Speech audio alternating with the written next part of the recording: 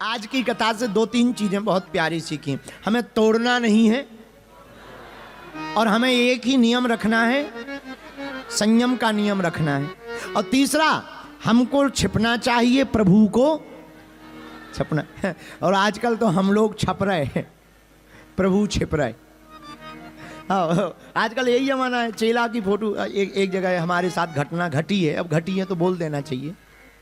भारत में एक जगह हमारे साथ उत्तर प्रदेश की घटना घटी। उसने कथा करवाई, हमारी कथा यजमान ने, जैसे माता जी ने करवाई। आपने नहीं, तो यूपी वाले ने, एक ने कथा करवाई यूपी वाले ने। तो उसने क्या किया, बैनर, भारत में बैनर होर्डिंग चलते हैं, बहुत प्रचलन है। तो बैनर में क्या किया कि हमारी फोटो तो छोटी कर दी, अपनी 6 फुट की लगा दी। हम आपकी नहीं कह रहे माता जी, यूपी वाले अपनी 6 फुट की। ऐसे हाथ जोड़ें, ऐसे हाथ जोड़ें, ऐसे कलश रखें, आइए स्वागत है। हम बिल्कुल छोटे से चिड़ैया से कोने पे, जैसे ट्विटर की चिड़ैया हो। हम रात को अपनी गाड़ी से अपने ये झींका मंजीरा वाले बचाने वाले बच्चे बैठा के जा रहे थे, सीताराम सीताराम सीताराम। हमारी बैनर पे नजर गई, हमें लगा कोई नेता आ रहा है, बहुत बड़ी बड़ी फोटो हैं, जूता पहने, हाथ जोड़े, हमें लगा कोई नेता है। ऊपर देखा बागेश्वर धाम सरकार के स्वागत में। अरे हम कहा गाड़ी रोक, और हमने उतर के देखा कथा यजमान 6.5 फीट का बैनर में, हम एक कोने में, आउट ऑफ एरिया,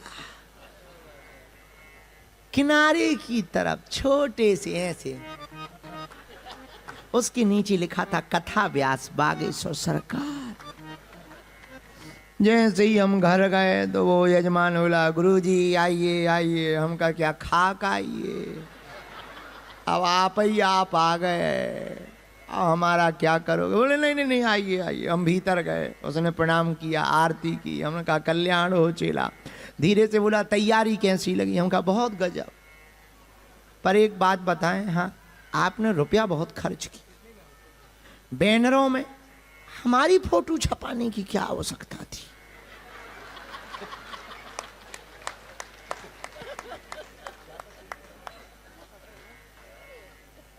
वो बोला महाराज जी मतलब, हमने कहा नहीं, मतलब सीधा सा है, काय को कोने में छपवा, अच्छा नहीं लग रहा, आप ही आप। तो उसे समझ आ गया, बोले गुरुजी क्षमा करो। हम क्या खाक क्षमा करो, ये कोई क्षमा वाली बात होती है। तुम 6.5 फुट के कम से कम 1.5 फीट के लगा देते, इज्जत बची रहती कि हम बकता है। बड़ी आपत। अच्छा, आदमी इतना खतरनाक, आदमी से जीतना बहुत मुश्किल, बहुत मुश्किल। सुंदरकांड की यही 5 सुंदरता हैं। कौन कौन सी? सुंदरकांड की पहली सुंदरता भक्त और भक्ति का मिलन। दूसरी सुंदरता आत्मा का महात्मा से, महात्मा का परमात्मा से मिलन होता। सुंदरकांड की तीसरी सुंदरता है मां सीता द्वारा, हनुमान जी दूत बनकर के गए थे, सुंदरकांड में पूत बनकर के आए, ये भी एक सुंदरता। चौथी सुंदरता रावण की मूंछ हनुमान जी की पूंछ उखाड़ दी। और 5वीं सुंदरता वक्ता कैसा होना चाहिए, ये सुंदरकांड बताता है। इसलिए सुंदरकांड सुंदर है,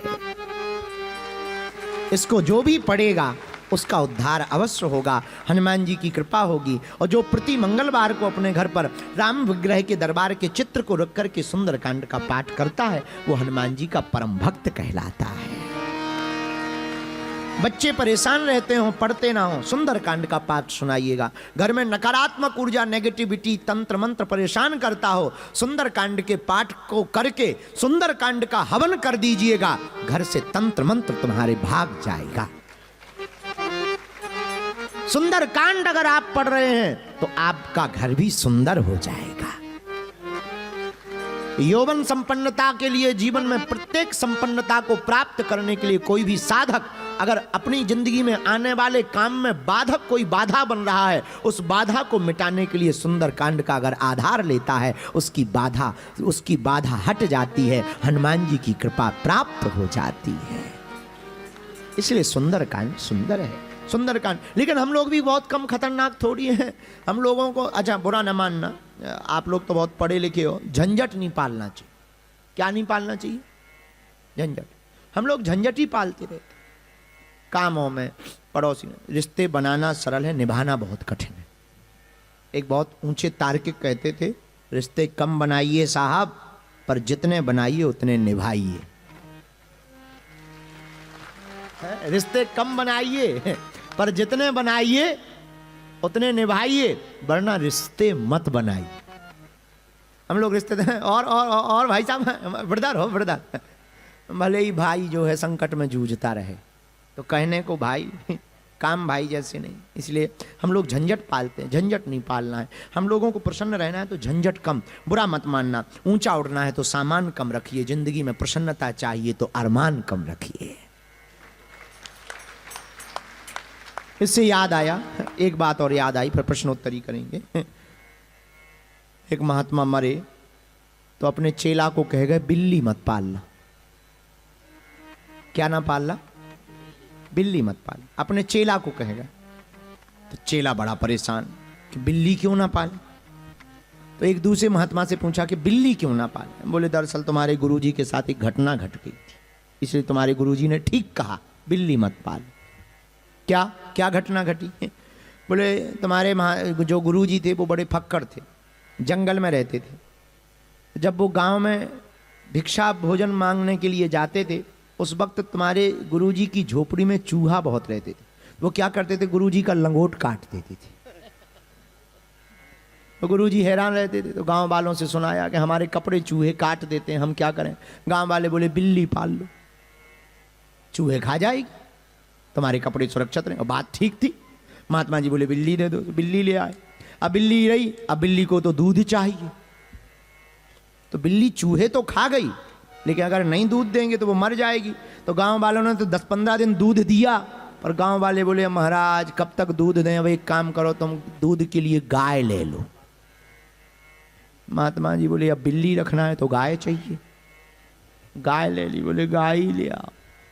अब जब गाय रख ली तो चारा भी तो चाहिए, क्योंकि बिल्ली को दूध चाहिए, बिल्ली को दूध चाहिए तो गाय चाहिए, और गाय को अगर जिंदा रखना है तो चारा। गांव वाले बोले हम चारा कब तक ला के दें, एक काम करो ये खेत है इसी में चारा बोना शुरू कर दो। महात्मा बोले ठीक है। अब 1-2 महीना चारा बोया, भजन कम, चारे में ज्यादा लग गए। घास फूस, फिर गाय को पानी पिलाना, फिर बिल्ली, फिर दूध निकले, फिर बिल्ली को पिलाना, फिर बिल्ली चूहे खाए। महात्मा बोले ये तो बड़ी झंझट हो गई। गांव वालों से कहा कि भाई ये तो बहुत बड़ी झंझट है। गांव वाले बोले महाराज अब हम साथ नहीं दे सकते, एक उपाय है। क्या? गांव में एक विधवा औरत है, उसको रख देते हैं, वो सेवा करेगी, उसका भी कोई नहीं है और आपको भी सेवादार नहीं चाहिए। महात्मा बोले चलेगा। जब गाय आ गई, बिल्ली आ गई, तो एक विधवा औरत, वो पहले तो सेवा करती रही गाय की, फिर धीरे धीरे महाराज जी की सेवा शुरू हुई। मामला फिट हो गया। जब मामला फिट हो गया तो बच्चे हो गए।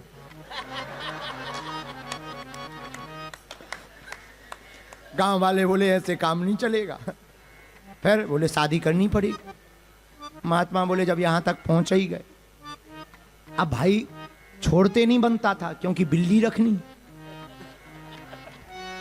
बिल्ली रखनी है तो दूध चाहिए, तो गाय चाहिए, और गाय रखनी है तो घास चाहिए, और घास को लिए वो। अब जब बच्चे हो गए तो शादी हो गई, शादी हो गई तो फिर ये मरे, तो फिर चेला से बोले बिल्ली मत पालना।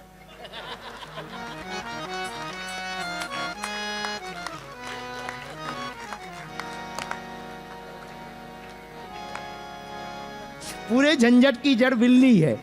इसलिए ये बिल्ली की तो कहानी है समझाने के लिए आपको, पर इसके पीछे हम तुम्हें समझाना कुछ और चाह रहे हैं। हम तुम्हें पीछे ये समझाना चाह रहे हैं कि तुम झंझट मत पालना। झंझट पालोगे तो बढ़ोगे। अब तुम पे जैसे कार नहीं है और तुमने कार खरीदी तो ड्राइवर चाहिए, फिर कार के रखने के लिए गैरेज चाहिए, फिर डीजल के लिए रुपया चाहिए। झंझट ही मत पालो, कैब बुक करो, जय बजरंग बली, चलो चाहे जहां। लोग हमसे पूछते हैं कि आप इतना बाहर रहते, कम रहते, आप इतना प्रखर होकर के मुखर होकर के बोलते आपको डर नहीं लगता। हम का ना इनकम है ना दिन कम है। अब हमें किस बात का डर है? डर उनको होता है जिनके इनकम और दिन कम। हम तो जय बजरंग बली नगड़ दम में, भगवान की कृपा घर वाली है नहीं है कि बच्चों की तरफ मुंह देखें। अब किसकी तरफ मुंह देखना है? उनकी तरफ पर देखना है, सो वो हमें देख रहे हैं, हम उन्हें देख रहे हैं। अब इतने में अगर कोई बीच में लपेड़े में आ जाए तो अपने सनातन के लिए हमें बोलना अगर पड़े तो बोल देते हैं, क्या दिक्कत है? इसलिए प्रखर भी है और मुखर भी है। तो लेकिन झंझट मत पालना। जिनके झंझट हो गए वे सहो, क्योंकि उसे तो ब्रह्मा जी भी नहीं बचा सकते। हम तो दूर की बात है, कुछ लोग तो घरवाली के चक्कर में ही हंसते हैं। वो बगल में बैठी होती है, उसको देख के हंसते हैं कि वो हंस रही कि नहीं हंस रही।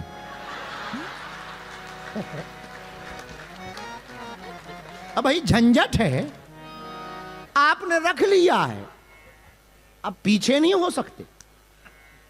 अब हम आपकी बुराई नहीं करेंगे क्योंकि हमें 2 दिन अभी रुकना भी। हम बुराई नहीं कर सकते। जय हो हनुमान जी महाराज, जय भजन। तो जिनके झंझट हो गए वो तो ठीक है, जिनके नहीं भाई वो सुन लो, झंझट मत पालना। नहीं तो महात्मा की दुर्दशा सुन ली तुमने, उनने तो बिल्ली पाली थी। तुम झंझट मत पालना, वरना कोई नहीं बचा सकता। हमारे प्रवचन तो बचा ही नहीं सकते।